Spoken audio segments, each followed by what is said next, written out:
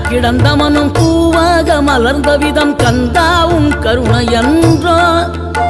நாம் எல்லாம் இழந்த பின்னும் ஜீவன் இருப்பதிங்கே வேளாவும் அருளாவென்றோ.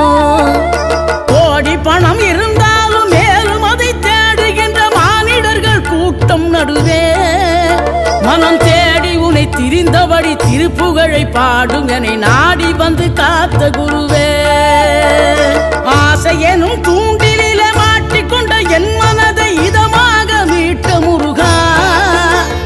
மோகமெனும் தீச்சுழலில் முங்கிவிட இருந்த என்னை முழுதாக காத்த இறைவா.